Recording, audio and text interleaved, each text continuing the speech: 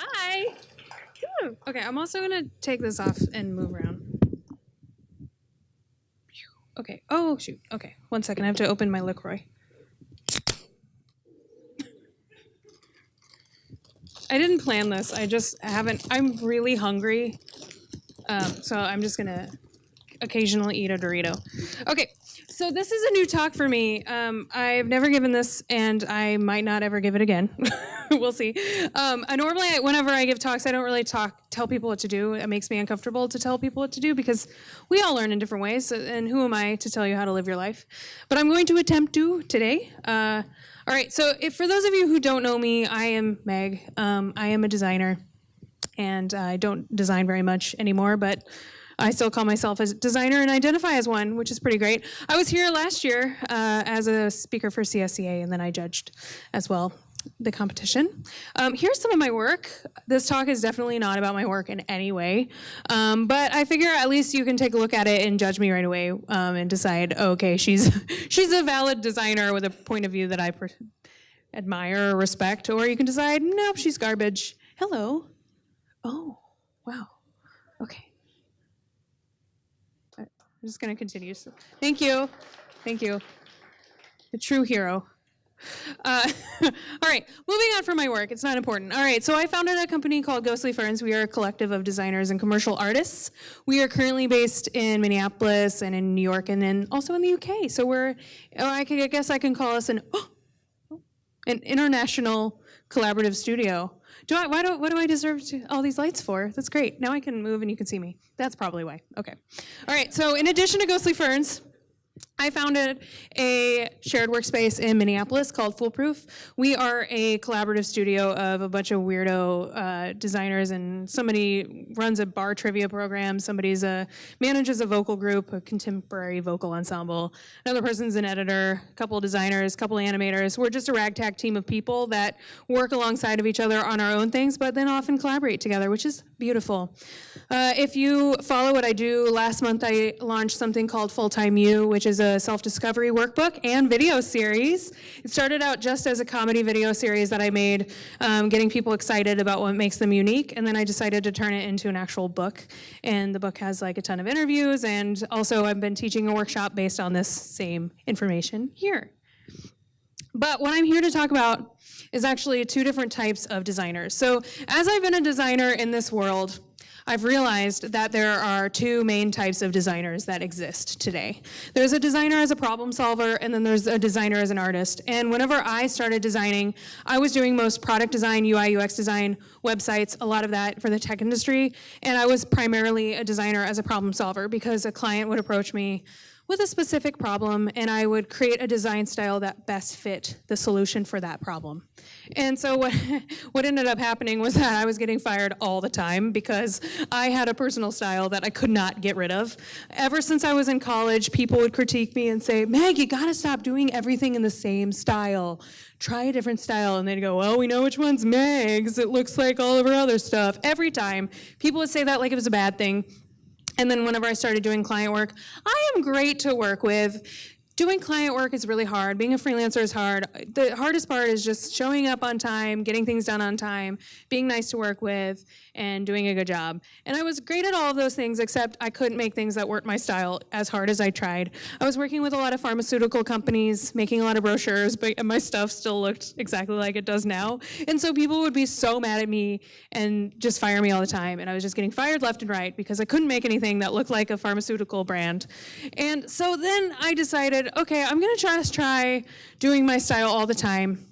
And that's when I realized you can also be a designer as an artist and get hired for your style. And what I found today is that that's exactly what happens once I started to put my style out into the world. Companies, these colors are crazy.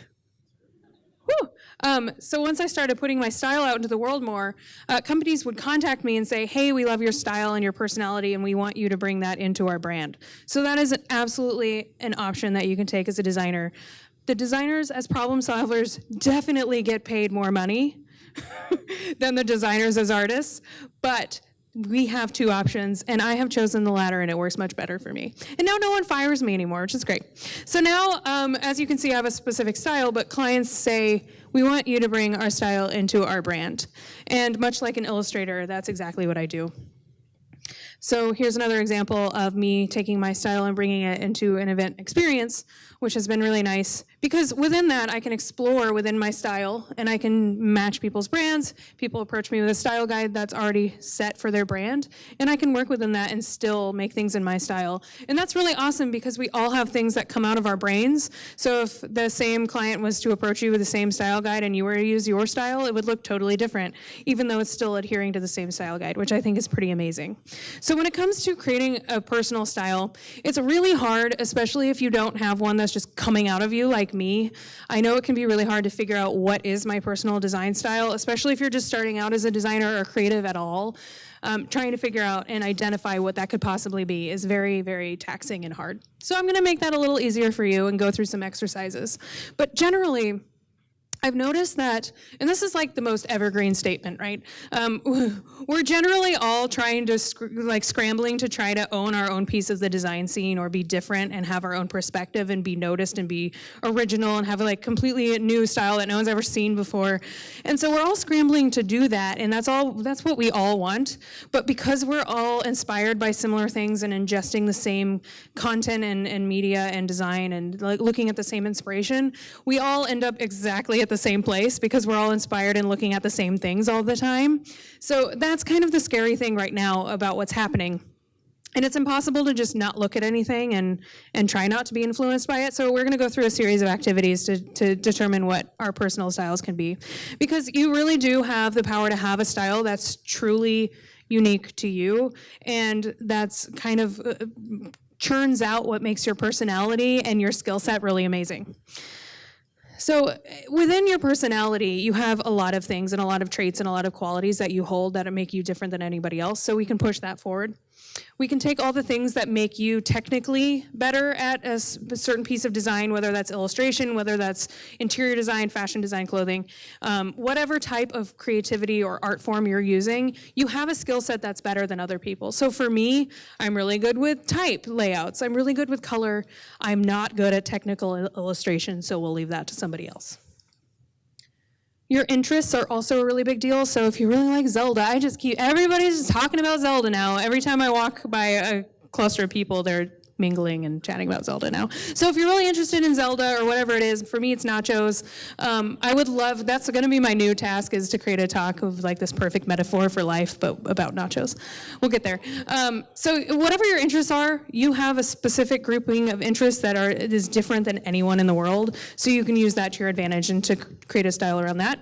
And then we'll talk more about this later, but you also have unique inspiration to you that's different from anyone else, that you've had in lifelong inspiration and things that you've been inspired by and fueled by since you were a child.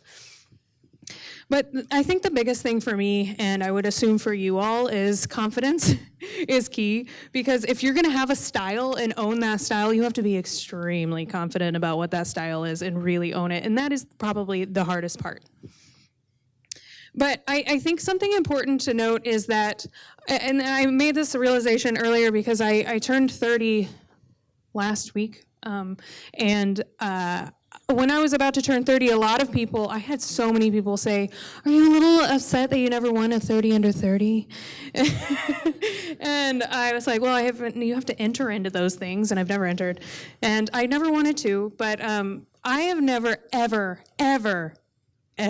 won an award. I've never won an award for being a designer. I've won a lot of participation trophies for sports, but I've never won. I'm a 0-time award-winning designer, but I think that for all of you in the audience that have also, I'm sure you probably have all won awards by this point, but if you haven't won an award, I want you to realize that you don't need someone else's validation of how great you are to be the thing that fuels you moving forward. So don't let someone else's approval of you keep you from doing something that you want to do. You just got to do it. And who cares if they approve? Who cares if you get awards? It doesn't matter. Or maybe it does. I don't know. I haven't won an award. I don't know if it matters. All right. So a cool thing is that this is not just a talk, it's kind of like a workshop because there are going to be activities that I want you to do and you won't have time to do them in here. So what I want you to do is take a lot of pictures of all the activities that I'm going to have you do, or take notes and write them down so that whenever you get home or whatever later, you can actually do these things. So pay attention to what I'm telling you to do because there will be instructions. Ooh, okay, forgot to eat. I'll put the microphone in my mouth so you can hear it.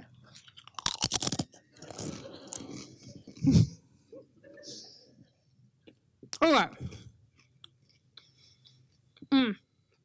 Oh, they're so dry. Okay.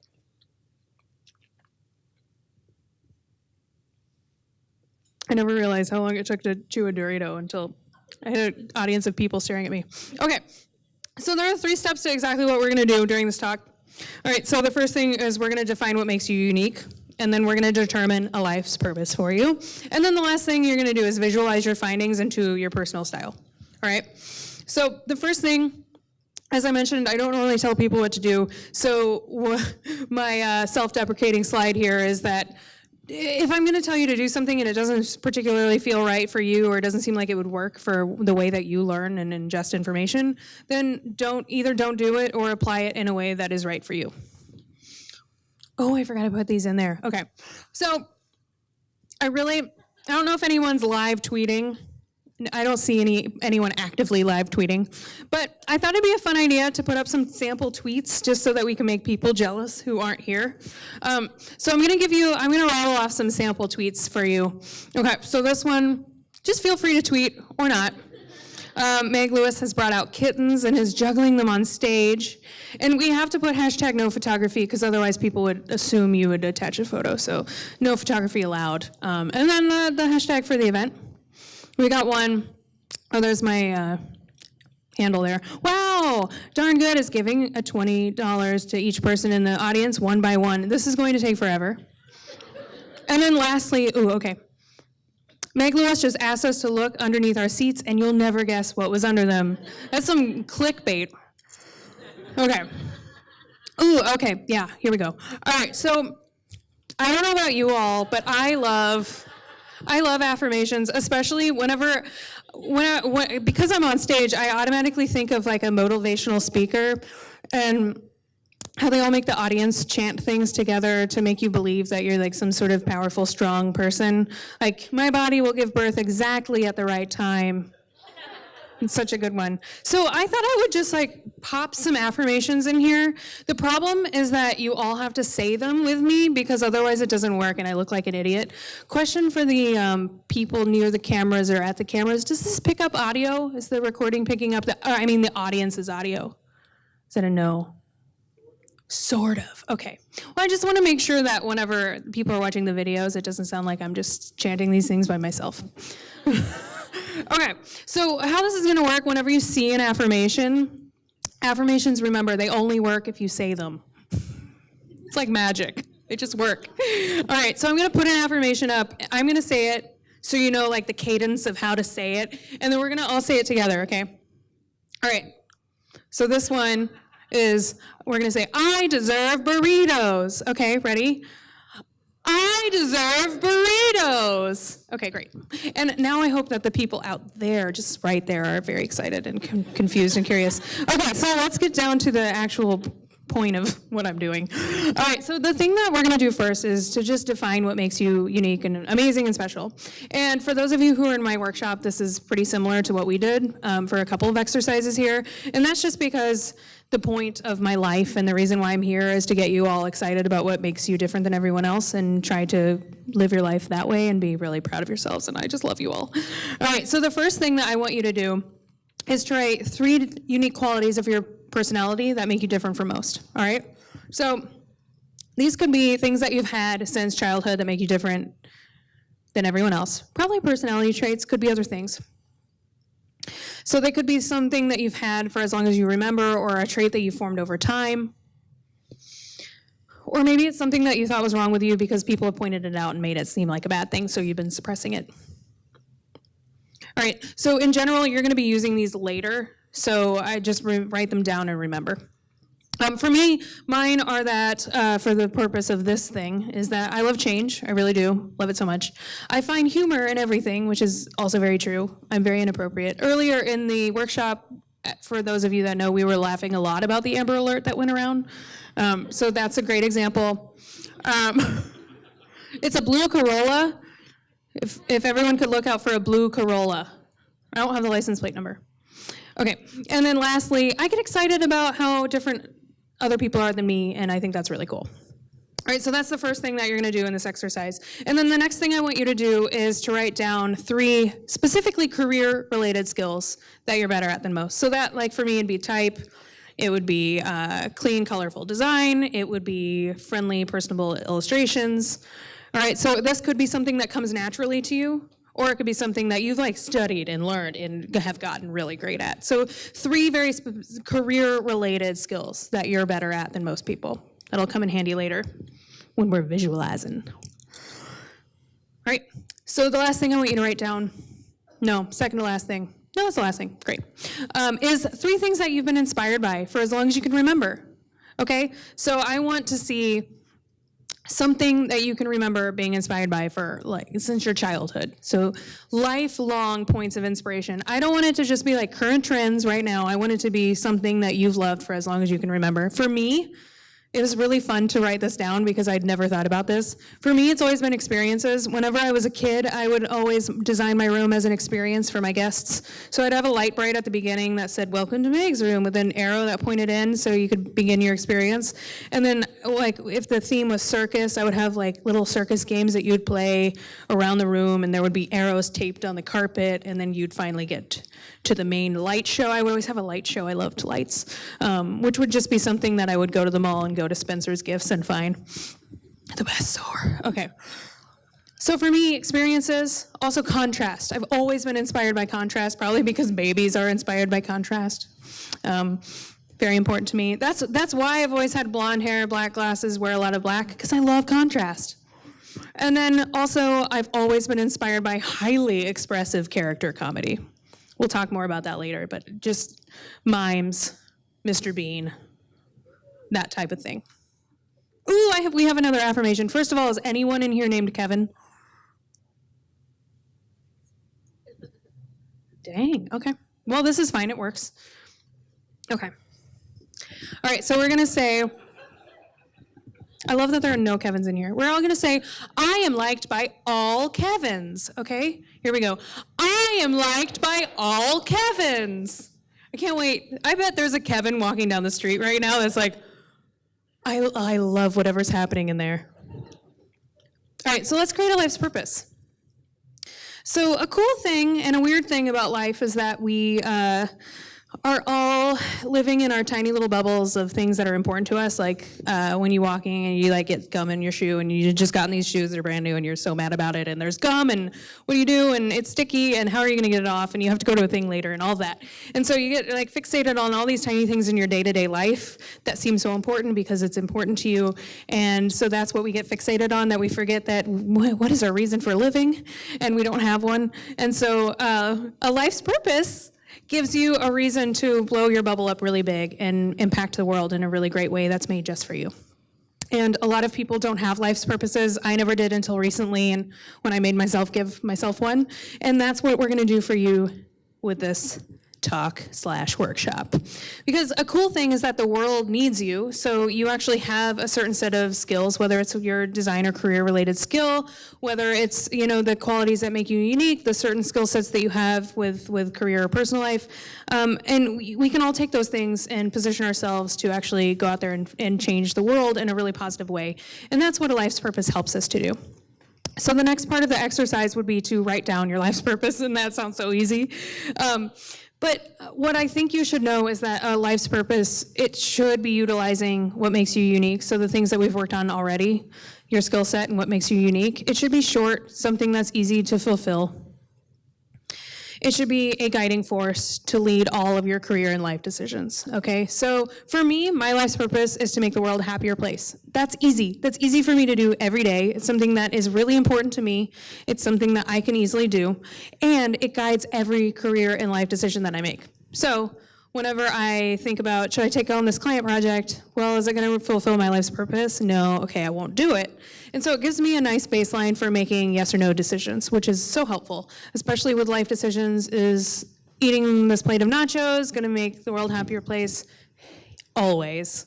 I always eat the plate of nachos. All right, we got another affirmation. I am blazing through this. Great. This one is a personal one for me. I just thought it was really important. I tell myself this all the time.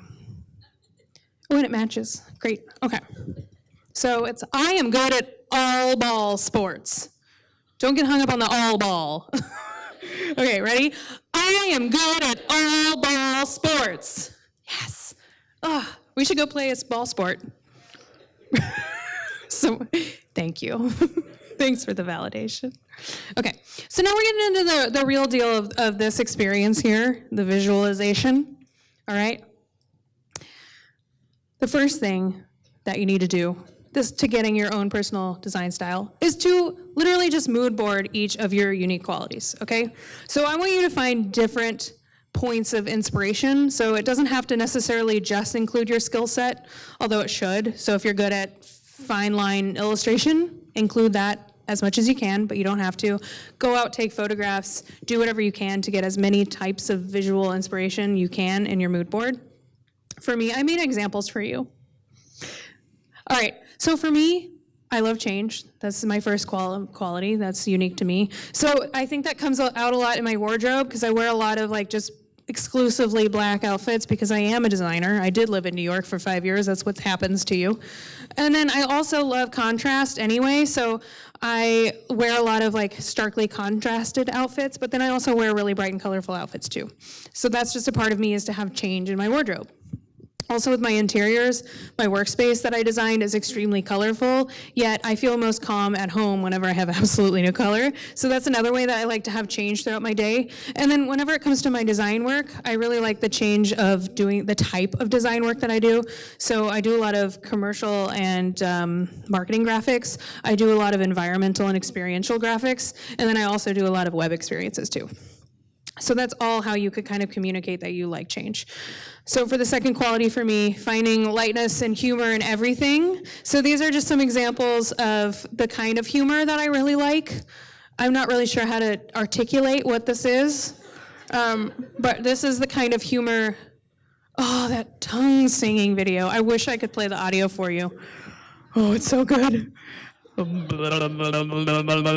that. It's basically just that. Okay, my third quality is I get really excited when other people are different than me. So that's one of my favorite things, one of the qualities that I think is unique to me than anyone else, because normally people, when someone's different from them, they get upset about it and they hate it and they get angry. And so creating a mood board was hard for this because I immediately was like, oh, I'll just put in one of my 90s textbooks.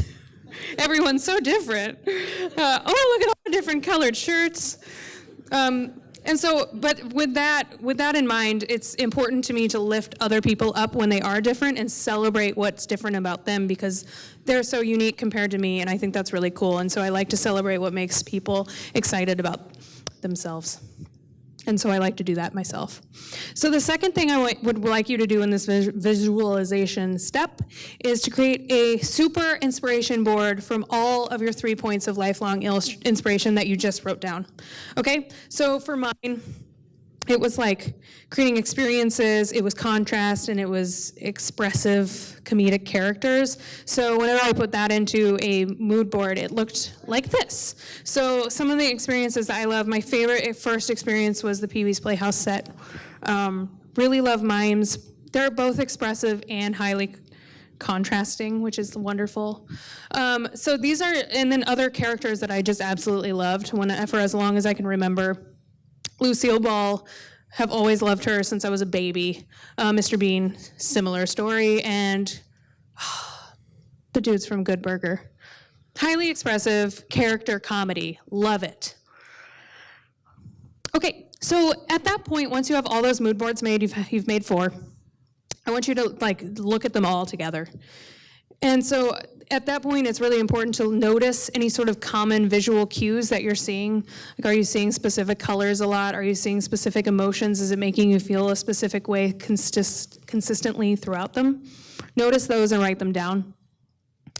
And then you'll probably be like, shoot, each of my mood boards looks totally different from the other one. What do I do about that? I'm not seeing many consistencies. And that's what we want. We want each of your mood boards to look different because you are made up of very different things that's unlike anyone else. So the cool thing is, and I do this with every client of mine, is when the client's like, no, I don't like just one mood board, I like all three for these reasons, that's the answer I want to hear, because you're a bunch of different things, and when you put them all together into one thing, it creates something that's unlike anything else that already exists. And that's what we want to see with this exercise. We want to see all these different parts of you put into one thing, which is just you, but we're visualizing that. So we're going to put those things visually together and create some sort of brand new visual identity that is completely unlike anything that exists.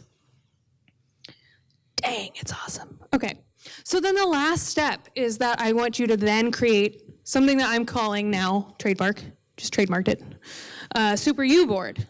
So the Super U board is something that you're going to make everything for yourself. All right, so it should be, ideally, a mix of all the things that you wrote down. So all those unique qualities that are unique and special to you, you should have all those. It should be utilizing your skill set, so with your career, what you're actually skilled at and what you're good at. Use that to your advantage. That's amazing. You should be proud and excited about what those things are. And then also you should be throwing in your inspiration. Those are the things that you're inspired by. It's not just a trend. It's something that you've always been inspired by. So that way, as you go forward throughout your life, these are lifelong inspirations. So it's not going to get old and you're not going to get burnout on them. And then also, everything that you're putting into the Super U board should be fulfilling your life's purpose. So whatever you determine that is, your mood board and everything that goes in it should be cohesively doing that for you. So again, with a mood board, it's really important that you don't just put, if you're a graphic designer, try not to just put graphics in there. Try to get different media in there, take photos, scan things, get as creative as you can. Put copy in there. For me, if there's a certain dumb word that I really love, like moist. I don't have any thoughts. Everyone has thoughts about moist. I don't.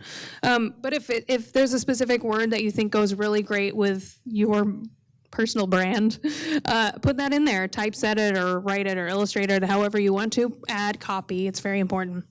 And then put in your interests too. If you really like ball sports, put some ball sports in there.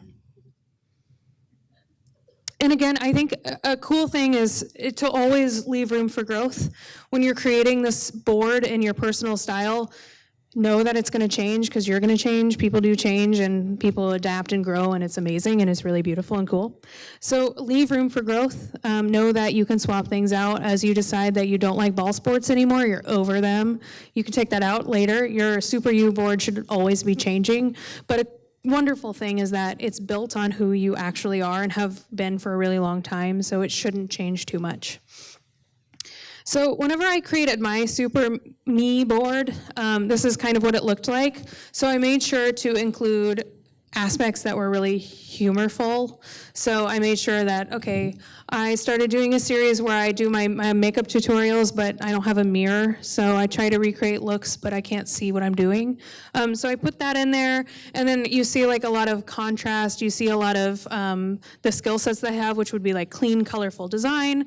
You see a lot of type layouts, which I can also do okay. You see a lot of experiential design and interiors in there. And then I try to be as expressive as I can with the copy that I choose and the contrast that I choose. I want it to be sort of communicating an expressive emotion, which is very important to me and has always inspired me. So whenever you create your Super U board, that's where you can really start to define your personal, unique design style so that you can see it all together in one place, and it's something that's really magical that you've made for yourself. Oh, it's our last one. It's our last affirmation. I have like a lot of digestive problems, so all right, so this one goes out to all of you. It's, I am in control of my bowels. Okay, here we go.